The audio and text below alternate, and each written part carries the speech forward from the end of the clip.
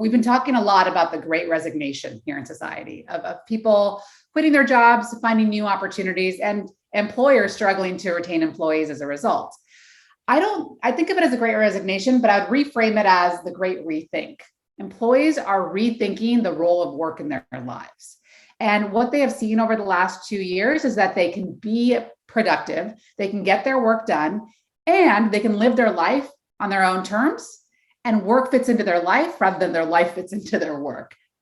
And so people want that flexibility. They want that level of trust in the way that they operate, in the way that their organizations and their leaders lead. And so they're not getting that where they are today, they're open to looking for opportunities where that is available. I am very appreciative to welcome this week's guest. Sheela Subramanian is a Vice President of the Future Forum, where she leads go-to-market, content, and programming initiatives. Prior to this role, Sheela spent 4 years at Slack in a few leadership roles, including as the head of global enterprise marketing, where she drove the team's shift to a B2B organization. She also led the product marketing team, building elements from the ground up and launching Slack in the enterprise segment and 5 new countries. Before Slack, Sheela was the Vice President of International Business Development and Operations at Jana Mobile, where she led the company's entry and growth in 11 markets. Prior to Jana, Sheela spent 5 years at Google, where she drove marketing and strategy for a range of products. Most notably, she co-founded the Global Market Development Team, where she led global and multicultural go-to-market efforts for the company. Sheela received a BA from Stanford University and an MBA from Harvard Business School. She's the proud mom of 2 magical daughters. Welcome to the show, Sheela. Thank you for having me, Karen. Thank you so much for coming onto the show. Now, we have listeners from all over the world. And so could you tell them, please, where are you calling in from? And is there a particular food or a site that you would recommend for anybody visiting your area? Sure. So I'm calling in from the San Francisco Bay Area, more specifically Oakland, California. And our area is known very much for our sourdough bread. And the New York Times recently claimed that California, namely a place in Oakland, has the best bagels in all of America. So we recommend that you check out our sourdough bread as well as now our bagels. That sounds super tasty. Now, Sheela, you are Vice President at the Future Forum at Slack. And so for our global listeners, could you please explain what Future Forum is about and why it exists? So the Future Forum is a consortium that's backed by Slack, and we've partnered with organizations like Boston Consulting Group, Management Leadership for Tomorrow, as well as Miller Knoll. And we've come together to research and figure out how to make work better. Now, in a recent Wall Street Journal interview with Catherine Bindley, you shared insights from the latest Future Forum report, and I'm quoting you here. 95% of people surveyed want flexible hours compared with 78% of workers who want location flexibility. Could you tell our listeners more details about this? So in March 2020, 2 years ago at this point, we saw organizations make changes bigger than they ever thought were possible. And many organizations did the lift and shift. They took their office-based practices, they lifted them, and they shifted them into people's makeshift offices within their homes. And what we saw was not necessarily transformation in how people were working, it was more transition in how people were working. And over the past 2 years, people have had more opportunities to enjoy flexibility, both in terms of where they're working, as well as when they're working. And there's no going back to the 9 to 5 days in the office that we were all doing before the pandemic started. What people want is more choice over where they work, when they work, and how they work. And we're seeing that in the numbers. Yeah, I couldn't agree more with you. Now, I'm very curious, how are you addressing flexible hours, the preference of flexible hours at Slack? What we have seen is that everybody's days are different. I can speak for myself. I have 2 young daughters, and I use the mornings to get them ready for school and drop them off at school. And in the afternoons, there are times where I need to get things ready for dinner or run an errand or go to an appointment. And that was not possible. Everything was very much rushed in the 9 to 5 era. And at Slack, what we've offered individuals is the opportunity to commit to core working hours. So for my team, core working hours are times where we come together to discuss, to debate, to decide specific topics where we're generally available. But outside of those core working hours, it's up to you to decide when you want to work and when you need to take care of personal things. And the core working hours for my team are between the hours of 9:30 a.m. and 1:30 p.m. Pacific. So it also accounts for differences in time zone, both globally as well as within the US. That sounds wonderful. I wish when I was working at corporate America, that would have been possible, but that was, decades ago. Now, the survey also found that 72% of workers who weren't happy with their level of flexibility, whether that's now time or location, are likely to seek out new opportunity in the next year. And so I'm curious, what's your perception? Why is it still so difficult for organizations to provide flexible work environments? I want to address the first stat that you mentioned. We've been talking a lot about the great resignation here in society of people quitting their jobs, finding new opportunities, and employers struggling to retain employees as a result. I think of it as a great resignation, but I would reframe it as the great rethink. Employees are rethinking the role of work in their lives. And what they have seen over the last 2 years is that they can be productive, they can get their work done, and they can live their life on their own terms, and work fits into their life rather than their life fits into their work. And so people want that flexibility. They want that level of trust in the way that they operate, in the way that their organizations and their leaders lead. And so they're not getting that where they are today, they're open to looking for opportunities where that is available. And I think that the reason why employers are struggling with flexibility is back to the point around transition rather than transformation. Employers are still looking at activity, presenteeism. Oh, this person responded to my email at midnight. They must be working really hard. They are dedicated. They're looking at those measures rather than what is the value that this person is actually driving? What are the outcomes that they're producing for our organization? And so if employers can shift from let's clock the number of hours this person is working and the amount of time it takes them to respond to me, and shift that to, wow, this person has created a lot of outcomes for the organization, then flexibility is definitely possible. One more thing to note here, Karen, is flexibility is very tough to pull off without predictability. And within a lot of corporate environments, people run into fire drills where they have to swarm around a specific topic on any given day, and they have to drop everything else that they're doing. A lot of those fire drills are not necessary. And it's really important for leaders to also think about predictability. How do they plan out the week? How do they get a sense of what they're expecting from their employees over that given week or that given month, and communicate it so that people understand what outcomes they can drive, but they can also understand what they should expect over a certain period of time. Yeah, now what you just said is so important. It's like that trust aspect. I feel that was, in my mind, initially one of the reasons why there was such a reluctance to do remote work or to allow it. Then the pandemic, there was no choice.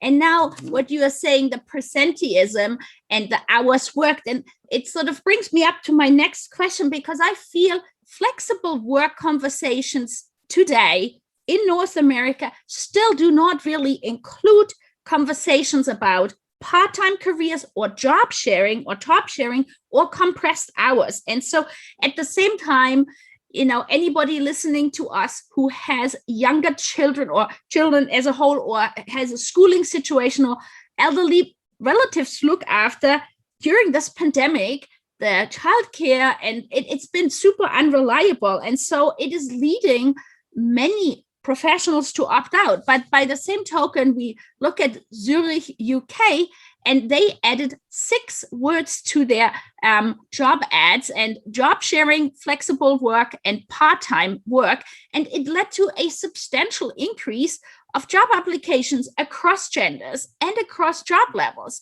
And so I'm wondering, what will it take for that type of flexibility to become more common in North America? I could speak to you about this for hours, but I'll consolidate my answer into three points. So the first is, if you look at the executive ranks within corporate America, 93% of CEOs in the Fortune 500 are white, and 2/3 of C-suite executives are white men. And the reason why I'm pointing that out is because the highest ranks within corporate America, they're monocultures. They're very homogenous in terms of background, in terms of education, in terms of past experience. So the first thing that we really need to invest in as leaders is ensuring that our executive teams are diverse, and also have people who have taken breaks within their careers, have people who are working parents and leave early to pick up their kids, or come in at a certain time because they dropped off their kids. We need to normalize that behavior, because there's still such a stigma associated with it that you cannot be a caregiver and a dedicated employee at the same time. And that is absolutely the furthest thing from the truth. So that's the first thing that I think is really important. The second thing is that we have to come to the table with trust. We need to come into the table with, we're all in this together. So I was once introduced to job sharing when I was in business school, and we did a case study on Denmark. And the key word was collectivism versus individualism. And when you look at careers, especially in America, they're based on individualism. How are you ranking versus how are we together making the business better? So a big part of culture needs to be about trust and working together in collaboration, rather than right now, promotion is very much about how are you as an individual performing. So that's the second point I think is absolutely important to make. And then the third is in terms of society, the safety net is also very important. But we also need to think about how employers are thinking about perks. Before the pandemic, especially within the tech industry, perks were free dinner. They were that foosball table, drinks after work. And I'm a working parent, and I never went to any of that because I needed to go home and take care of my kids. There's an opportunity to take that money that you once invested in that foosball table and think about perks to help caregivers, whether that's helping them with meal prep, or helping them with just day-to-day taking care of their house, or helping them even with their kids, whether it's tutoring or credits for babysitting. Oftentimes, so much of the networking that happens within organizations happen after hours, and that's an added expense. It's an added burden for caregivers who have responsibilities after traditional hours of work. Thank you so much, Sheela. And I couldn't agree more with you. Yes, there's still so much opportunity to help working parents or caregivers as a whole to really, have perks that help them, with their lives and be able to have a work-life balance. And now you said about there needs to be more parenting out loud, or in general, more, flexible work on the top leader rank within an organization. So I happened to see on German LinkedIn, there was a recent debate because they found that 32% of female leaders work in part-time roles in Germany, but only 3% of male leaders.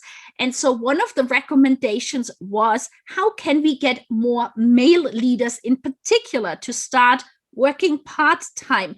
And so I'm curious, to be honest, I have not seen that many, I don't know many examples really of male leaders within the US who are talking about how they are doing a leadership position, whether it is in job sharing or part-time, or do you have examples about that?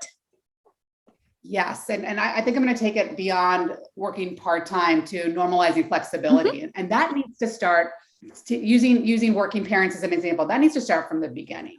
So that comes to parental leave. And what you oftentimes see is that women take their maternity leave that's given, whereas men maybe take a week or two of that maternity leave. Parental leave, excuse me. And so I think it's really important for one, to provide parental leave rather than maternity and paternity leave, and to encourage parents to take it, but also to pay them during that time. So what I've seen from some data is that more than 60% of men took the full amount of parental leave when they were actually paid for it. And that's a really important note to make. I think it's also important for male and female leaders who are at the executive and senior leadership levels to take their full amount of parental leave and to disconnect during that time, to set that model, to set that tone that it's totally okay for all other employees within the organization. So that's the first step in terms of normalizing flexibility. I think the second piece is, whether it's part-time versus full-time, it's also the issue of proximity bias or favoritism toward employees who are in the office or located close by. And throughout my career, I have seen oftentimes working fathers working till 8 p.m. in the office alongside many executives, whereas working mothers leave early to go take care of their families. And we need to address proximity bias head on, giving people the opportunities because they are located close by or working in the office, or they're showing those hours. Leaders need to be very cognizant of that proximity bias, because what we're seeing is that women, employees of color, working parents, they're opting for more flexible models, whereas executives, white employees, as well as non-parents within the US are opting for more in-office models. And so the divide continue if we don't address proximity bias head on. And last but not least, yes, I encourage both men and women to take more flexible approaches to embrace part-time work, but that needs to happen across all levels rather than just certain levels in order to truly normalize it. People are aware that it's okay to do that. I'm curious because you just talked about the proximity bias, and I'm wondering now, as you had addressed already a bit, that more women tend to ask for flexible work in the sense of remote work, and how do organizations deal with it right now, that if you have indeed more executives and maybe white and male leaders or employees tending to go back to work versus other people trying to opt to be on more remote basis, how does an organization ensure that there is no bias starting to creep in through that? So the first thing that executives need to be aware of is that their own behavior matters. So if you're saying flexible work is okay, and you're the first one to come into the office and you're there 5 days a week, middle managers will follow, and that bias will be inevitable. So executives need to set the tone from the top, and they should consider, as we think about what the return to the office is going to look like, they should consider being the last to go back into the office as a way to send that message. The second is middle managers are struggling right now because they have not been trained to lead distributed teams. And so many middle managers rely on gatekeeping. They rely on, hey, Karen, is this done yet? And they rely on measuring people's performance because they are the first in, the last to leave, the fastest to respond to a message. That's how they've been trained to measure success. So it's really important for us to invest in coaching managers to lead distributed teams, but also reframe what success looks like to them from being that gatekeeper to being the coach, to being the empathetic partner to help people succeed. And last but not least, I think it's really important to think about how promotions are done as well. If everybody who's getting promoted or rewarded or given stretch projects to grow are people who are in the office or they are, largely part of one group, there's an opportunity to rethink that and go back to the drawing board. Because what we can do intentionally is ensure that the people who are getting rewarded, celebrated, are doing so because of the outcomes that they're driving. And that's reflected in their own career trajectory and their access to opportunity. That is so important. And, you mentioned that managers should be more thinking of themselves as coaches rather than have you done it yet? And now, one of the parts of the workforce that I'm particularly supporting and interested in is returning professionals. And so when they return after a period of unpaid care work, they have really honed in these soft skills, these coaching skills, but they really struggle to get past the ATS in many cases because of that gap of paid work on their resume. But by the same token, there is a war for talent. And so I'm trying to figure out how can trailblazing companies attract more of that hidden talent? And do you have examples of best practices? So based on some research from, I believe, Manpower Group, what I saw was that among the millennial generation, 57% of male and 74% of female millennials are going to take a career break. So this is going to become increasingly common. And I think that return to work programs are a really strong signal to all employees that taking that break is okay. And you don't necessarily have to be on that elevator or rocket ship for a contiguous period of time. It's important to take that break, especially after the last 2 years. And so the reinforcement that careers aren't linear, the reinforcement that personal time is okay is very, very important. I made a remark earlier about the importance of setting the model from the top and looking at executive composition. I would also really advise companies to look at their executive teams. Has everyone on your executive team and among your senior leadership group basically been working in the same industry for the last few decades nonstop? Have none of them actually taken a break? That's an issue. You really need to find people who come from diverse backgrounds and including taking breaks along the way. So make sure that that's reflected in your senior most hires to show that it's okay and you can grow in your career and it doesn't necessarily have to be a linear path. The second thing that I think is really important for companies to invest in is actual formal programs to recruit mid-career professionals who have taken that break. I recently read about Amazon, and Amazon launched a return to work initiative that actually hires 1,000 returning professionals. And what I thought was really interesting about their program is that they're giving mentoring and they're giving coaching as part of this 16-week program to returning professionals. And so what I like about that is that there's a formality to it, but there's also a goal associated with it.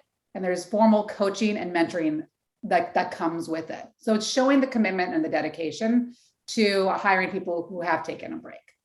So I think to sum up what I just said, make sure that you have a diverse set of people on your executive team, formalize the program, and ensure that you're setting people up to succeed once they join your company. And make sure that they have the resources in order to do so. These are really great examples and insights. Thank you.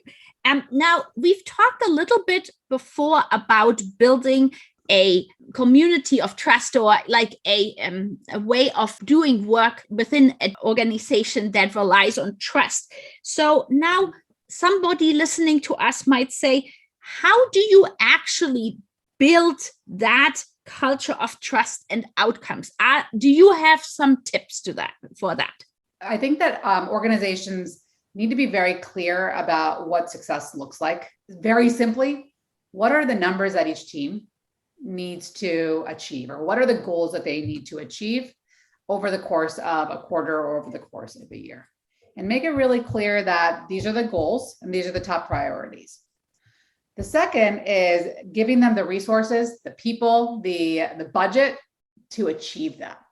Oftentimes it's, you need to hit this number, but we don't have enough people. We don't have enough budget. You need to figure out how to do it.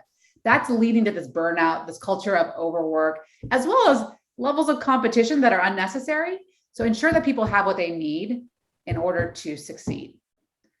And the third comes to building the culture itself, promoting collective success rather than individual success, celebrating teams that are working well together rather than that one superstar manager who gets lauded week after week after week. It's really important for cultures to be about how people work together, how people get along, and there's investment in that rather than just celebrating those superstar individual employees.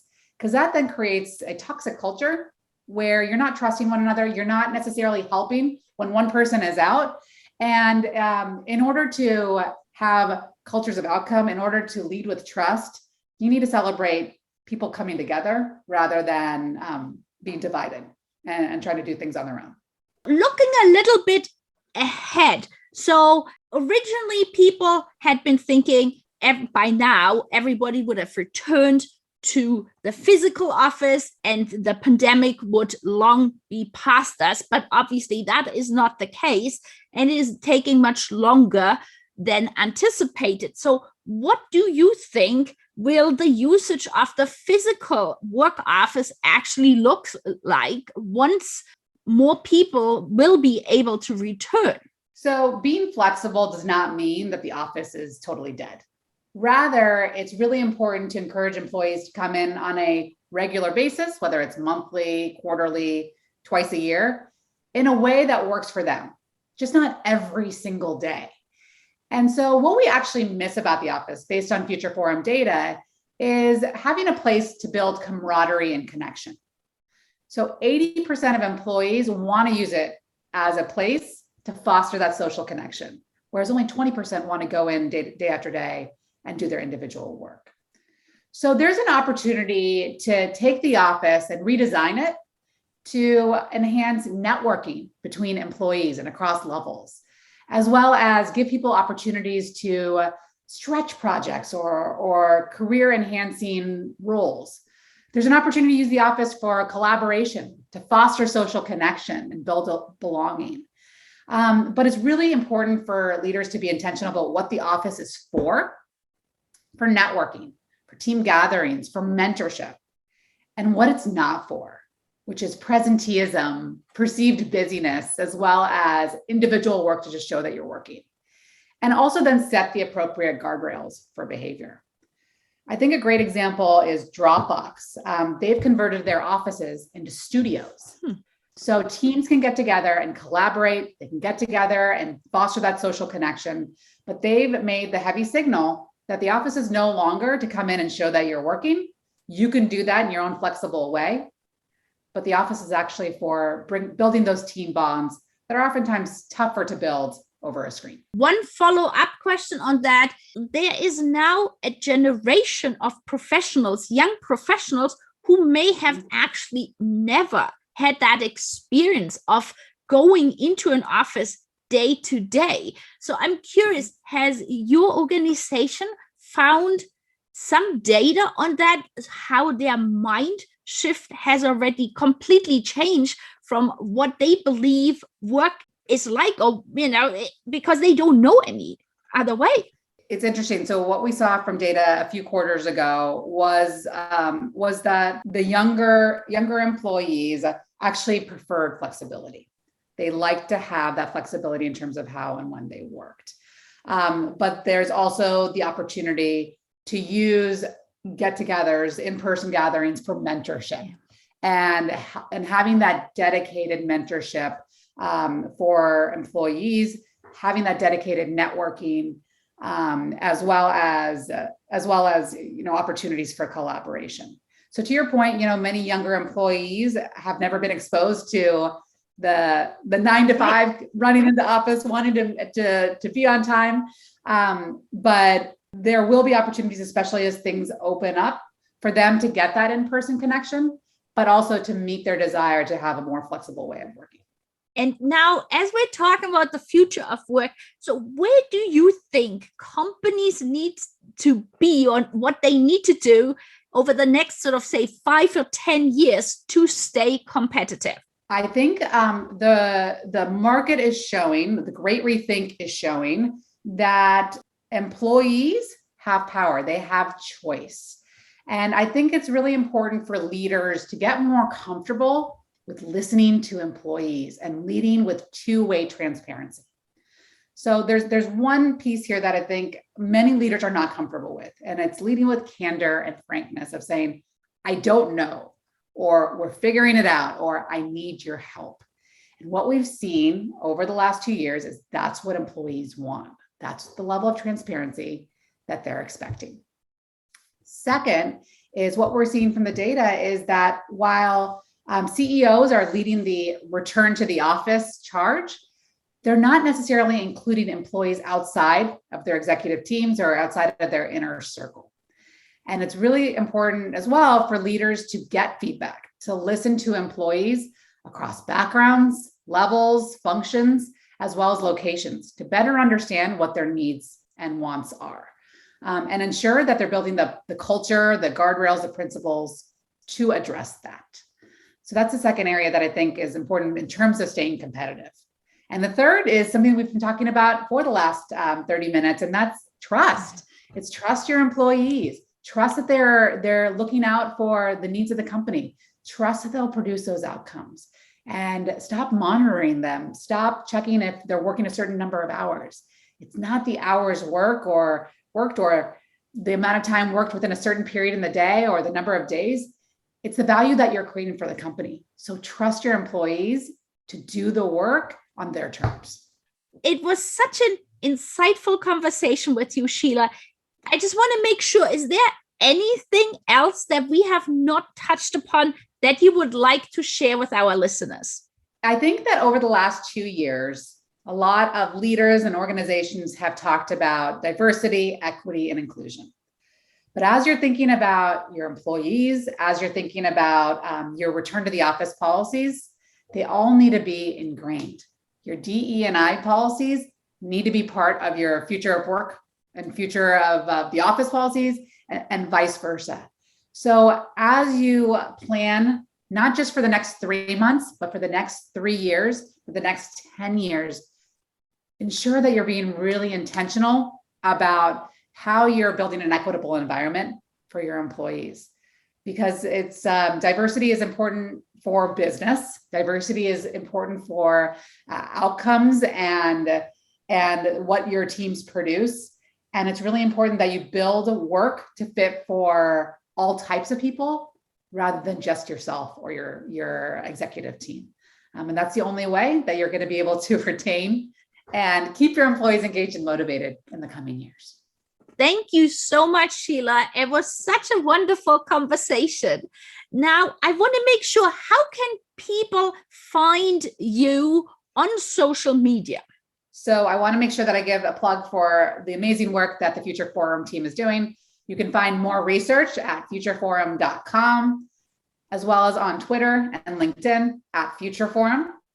And feel free to reach out to me as well via LinkedIn, as well as Twitter. I am at Sheela RS.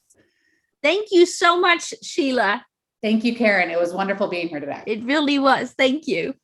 Thank you so much for listening to the show. We hope you gained valuable insights and new ideas. To keep listening to future episodes, please head over to iTunes or your favorite player and subscribe and give it a rating. We would very much appreciate a review and for you to share it on social media, so more people can start innovating in how they offer employment. Until the next time, goodbye.